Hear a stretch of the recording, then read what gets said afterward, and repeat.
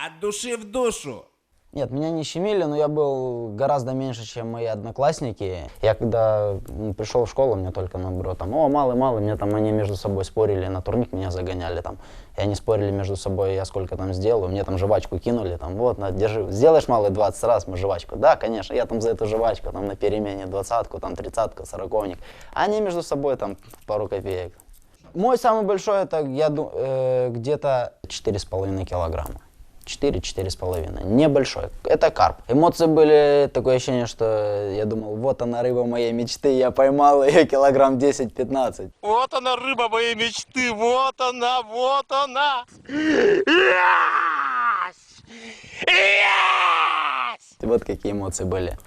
Но когда мы ее достали уже, она оказалась не такой тяжелой. Тебе задают какой-то вопрос, ты хочешь на него ответить своими словами, включая там мат какой-то, но ты не можешь этого, подбираешь слова, и у тебя выбивает скорость, у тебя выбивает полностью именно твоя мысль, и ты начинаешь именно чушь нести, и ты начинаешь понимать, что ты именно штангу даешь, и вот тогда ты начинаешь краснеть.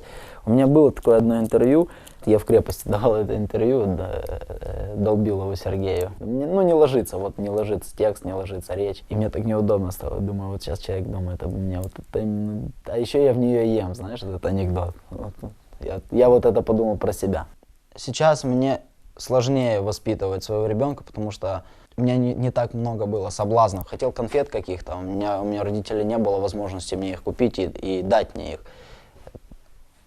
Отец меня стимулировал этим, он там говорит, вот там сделаешь там 50-60 подтягиваний, и тогда там получишь там сникерс. Мне тяжело сегодня там, допустим, манипулировать своим сыном, да, допустим, я тебе там дам каких-то конфет, или он скажет, кого, каких конфет, ты что, прикалываешься, каких конфет, говорит, мне мама там купит, там, или, ну вот со всех сторон все окружает, все комфортное, в общем.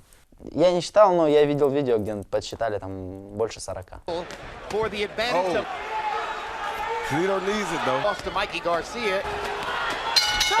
Там, да, были удары ниже пояса, но все, что там, допустим, проходило именно в эту часть, которая рабочую часть, она, получается, была защищена, а больно было именно там, где не было закрыто. То есть вот бедра, вот эти вот косточки, вот эти моменты, они, конечно, чувствовались.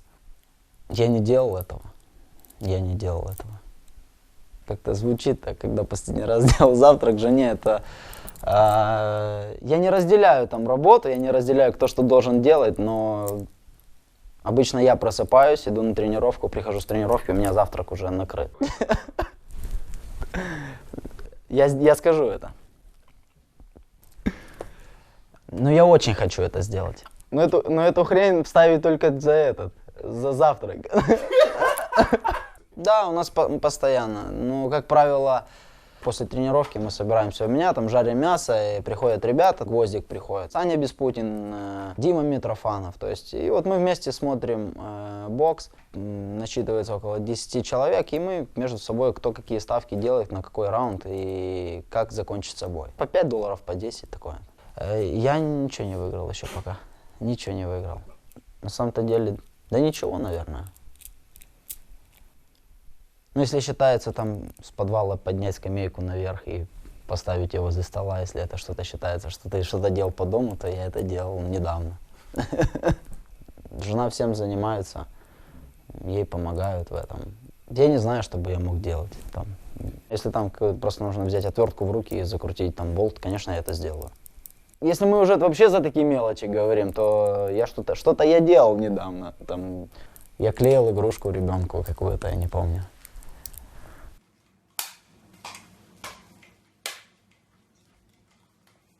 Нунчаки, по-моему, у него что-то оторвались, там они на веревке, там был специальный клей, он мне причем его сам принес, говорит, смотри, вот мама нам клеит, там. Я говорю, о, так давай, ну, нагрели, там, сделали, заклеил, ну вот, бессмысленно. Я помню ее, я запомнил ее. Я заработал первые свои деньги, я продавал мороженое на Затойке, заработал там энную сумму денег, она для меня, конечно, огромной казалась. И вместо того, чтобы там купить себе там одежду какую-то в школу, там спортивные вещи какие-то там, я пошел купил скейт на рынке, китайский такой, беспонтовый, который я потом пришел домой, встал на него, начал ехать, он в сторону едет, он не едет прямо. То есть ты ставишь ногу, толкаешься, а он в сторону уходит. То есть я его перевернул, посмотрел, понимаю, что я так дал в штангу с этим скейтом, ты не пойдешь, сейчас уже его не вернешь, потому что уже там, ну, он уже поезженный, то есть колеса эти поезженные. Ну и тогда пришлось колеса менять, снимать, советские колеса ставить. В общем, переделали мы этот скейт, и он начал ехать прямо. Но на тот момент я просто запомнил, ну, зачем я это сделал. Усатый, Кличко. Добавил бы Шевченко, наверное, еще бы. И Оля Харлан, наверное. Потому что страну знают по спортсменам. Спорт — это визитная карточка страны. В какую страну бы ты ни приехал, если тебя спрашивают, откуда ты называешь страну, тебе сразу же говорят фамилию спортсмена знаменитого. Качайте бицуху и жрите протеин. Интернет-магазин Спортпита. Это такое понятие растяжимое насчет звездной болезни. Вот сейчас, если брать сегодня, допустим, о поведении любого спортсмена, там, высококлассного, большого, есть момент, когда у него просто-напросто плохое настроение. Есть момент просто-напросто, когда он думает о чем-то своем. И в этот момент попадает такой человек, который просто-напросто пытается. Такое ощущение, что он знает, что ты сейчас нервный, и он такой специально тебя подходит и начинает тебя драконить. Там, о, здорово, мы там за тебя болеем, там всеми. Слушай, давай иди сюда, там, давай там сфоткаемся. Ну, и вплоть до того, что он с тобой общается, как будто вы с ним знакомы. Мне не нравится такое отношение. Он не думает о том, что у тебя было там 2 часа назад. Может быть, у тебя какая-то проблема. Просто говоришь ему так, как есть. Мы с вами видимся первый раз, а вы себе позволяете. Да, понятно, взлетел там, все. И идет дальше, и там в своей семье рассказывает. Да я вот встретил там того-то, того-то. Мы тоже люди, там, вот там, такие же, как и все остальные. Но у кого-то есть там больше терпения, у кого-то меньше терпения. Вот от этого и рождаются байки, там, звездная болезнь. Нет, дай закурить нет. Ну так, настолько так нагло нет. В клубе было несколько раз, в ночном клубе. Хотя, что я там делал, я не должен был быть в ночном клубе. Я лично слышал несколько историй, где там меня там вообще там убивали. Я был на сборах, мне Саня звонит, говорит, ты знаешь, тебя вчера в клубе прибили? Я говорю, в смысле? Он говорит, ну вот легенды люди создают, там рассказывают. Причем я говорю, а покажи хоть кто. Он мне потом показал, кто там ребенок, там вообще ему там было 15 лет. И он там рассказывал, как там по печени еще. Я думаю, о-о-о.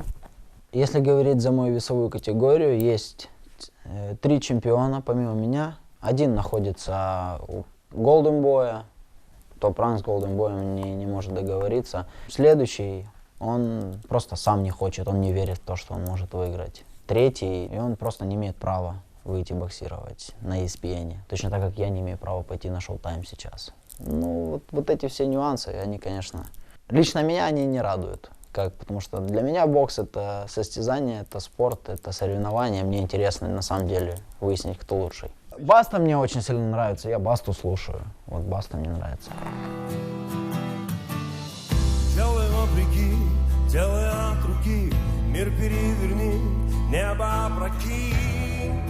Ансара, да, мощь. Ну, у него очень много хороших песен, очень много. Я и слушаю и Лепса, и Шафутинского, и Круга. То есть, ну, вот, и в таком направлении тоже слушаю музыку.